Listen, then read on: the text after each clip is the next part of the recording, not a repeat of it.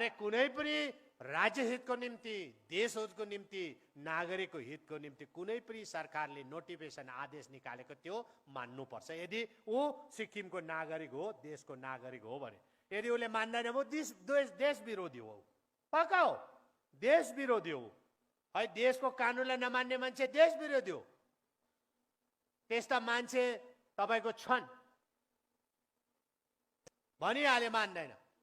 अब कसरी नमान्ने त्यो हेरौँला, नमानेपछि हेरौँला नि त्यहाँ कस्तो के हुन्छ त्यो हेरौँला। तर है प्रधानमन्त्रीलाई खुसी बनाउनुको लागि, देशको नेतालाई खुसी बनाउनुको लागि चाहिँ अब सिक्किमको जनताले चाहिँ आफ्नो गाडी पनि कुदाउनु नपाउने र राज्यभरि नै अड इभनमा हामी चल्नुपर्ने भनेर एउटा प्रस्ताव पारित गरेको छ, जसलाई सिटिजन एक्सन पार्टीले कडा भन्दा कडा शब्दमा हामीले त्यसको निन्दा गरेको छौं। किन भन्दा अहिले परिस्थिति अनुकूल छैन भनेर हामी पनि मान्छौं, तर सरकारले जनतालाई जति पनि जनताको जरुरीको कुराहरू हुन्छ, जनतालाई जरुरत परेको कुराहरू हुन्छ, जनतालाई खाँचो परेको कुरा हुन्छ, त्यो खाँचो टार्ने काम चाहिँ सरकारको। तर जब जब पनि केही आपतकालीन परिस्थिति आइपर्छ, जब जब पनि कुनै संकट आइपर्छ, त्यतिखेर जनताले आफै तपाईको मार्को भुगत्नु पर्ने, जनताले आफै दुःख पीडा कष्ट उठाउनु पर्ने, यो सरकारको जुन नियत छ यसको हामी कडा भन्दा कडा शब्दमा विरोध गर्न चाहन्छौं। किन भन्दाखेरि हामीले तपाईलाई मत दिएर त्यो ठाउँमा पुर्याएको चाहिँ यस्तै परिस्थितिहरूमा चाहिँ जनताले सेवा निरन्तर पाइबस्नुपर्छ, जनतालाई कुनै पनि असजिलो हुनु हुँदैन, जनतालाई कष्ट आउनु हुँदैन भनेर चाहिँ सरकार बनिएको हुन्छ। तर अब तपाईको प्रधानमन्त्रीले अपिल गर्यो भन्दामै गाडी नकुद्नु पाउने, गाडी कुदाउनु नहुने, यदि यसै हो भने त सिक्किम सरकारको मोटर भेहिकल डिपार्टमेन्टले पनि एउटा अधिसूचना जारी गरेर एउटा नोटिफिकेसन निकालेर अबदेखि उता सिक्किममा सबै प्राइभेट गाडीहरूले चाहिँ ट्याक्स पनि अड इभन बेसिसमा, यानी कि 50% मात्रै ट्याक्स तिर्नुपर्ने।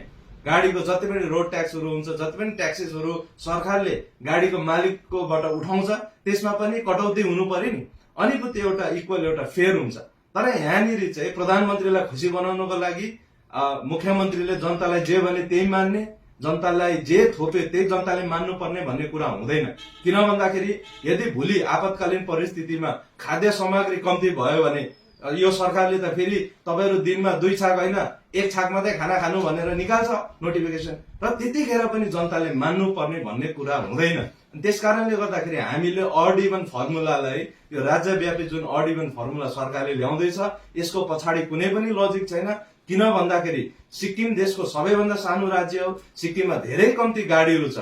देशको अन्य ठुल्ठुलो मेट्रोपोलिटन ठुल्ठुलो राज्यहरूको तुलनामा सिक्किममा धेरै कम्ती गाडी छ, अनि सिक्किममा धेरै जोग्राफिकल्ली दूर दराज क्षेत्रहरू सिक्किममा छ। त्यसलाई मध्यनजर राखेर यो अड इभन जुन सरकारले लागू गर्ने भएको छ, यो चाहिँ जनताको पक्षमा छैन, जनताको हितमा छैन। त्यसकारणले गर्दा हामी यसलाई मान्दैनौं भनेको मात्रै थियो। आज मुख्यमन्त्रीले हामीलाई फेरि देशद्रोहीको उहाँले संज्ञान दिनुभयो, तर देशद्रोही उहाँ चाहिँ होइन। किन भन्दाखेरि उहाँले त है तपाईको राज्यमा विकासको लागि जुन केन्द्रले फन्ड पठाउँछ, त्यसमा हरेक परियोजनामा हरेक प्रोजेक्टमा घोटाला भइरहेको छ। आज म कुरै गर्नु पर्दाखेरि केन्द्र सरकारले जति पनि स्पोन्सर्ड स्किमहरू छ, त्यो जम्मै स्किमहरूमा घोटाला गर्ने सरकार चाहिँ देशद्रोही होइन, उहाँ चाहिँ देशभक्त अरे।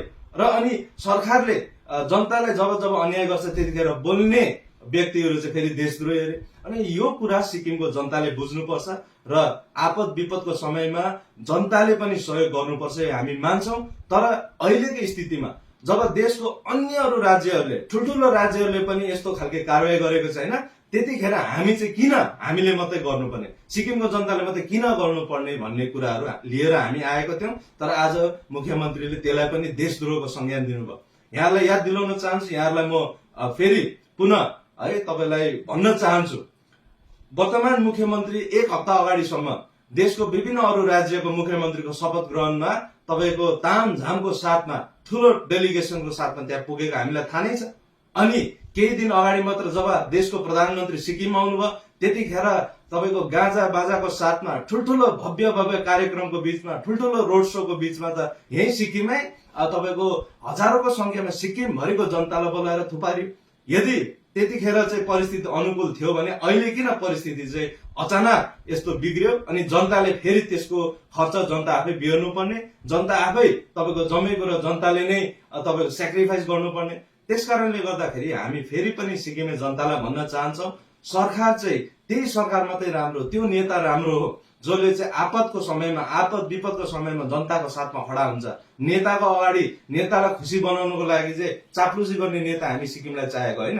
त्यसकारणले गर्दाखेरि हामी सिक्किमको जनतालाई भन्न चाहन्छौँ, यो वर्तमान सरकार चाहिँ दिल्लीको नेतालाई खुसी पार्नु, दिल्लीको सरकारलाई खुसी पार्नु मात्रै सिक्किममा छ र जनताको हित उहाँलाई छैन। भोलिको दिनमा तपाईँको अन्यहरू के आपतकालीन परिस्थिति आइपर्ला, त्यतिखेर पनि जनताले नै तपाईँको सबै कुरो उठाउनु पर्ने हो भनेदेखि सरकार, यस्तो सरकारको सिक्किमलाई जरुरी छैन।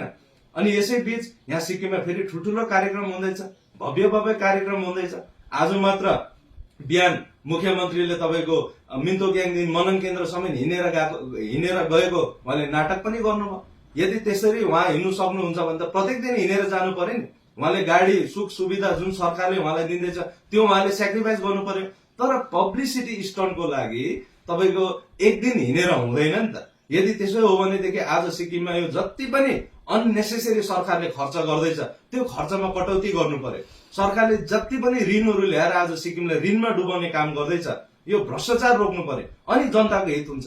अनि अहिलेको समयमा जब केन्द्र सरकारले तपाईँको पेट्रोल अनि डिजलको दाम बढाएको छ, त्यतिखेर जनतालाई सब्सिडी दिने काम यो वर्तमान सरकारले गर्नु पर्यो। अनि जब अहिले एलपीजीको दाम बढेर तपाईँको आसमानमा, तपाईँको आकाश छुँदैछ, एलपीजीको यति बेसी किल्लत छ, एलपीजीको यति बेसी क्राइसिस छ, त्यतिखेर यो सरकार चाहिँ जनताको हितमा हो भने चाहिँ सरकारले मुफ्तमा सिलिन्डर जनतालाई दिनुपर्ने हो। सरकारले त्यो काम गरेको भने तपाईँहरू देशभक्त हो, तपाईँहरू देश हितमा काम गर्ने सरकार हो, तपाईँहरू जनताको हितमा काम गर्ने सरकार हो। तर यहाँनिर तपाईँको जनतालाई प्रतिबन्ध लगाएर, जनतालाई बारबन्दिस लगाएर, जनताको गोजीबाट खर्च गराएर चाहिँ तपाईँहरू महान हुँदैन भनेर हामी भन्न चाहन्छौँ।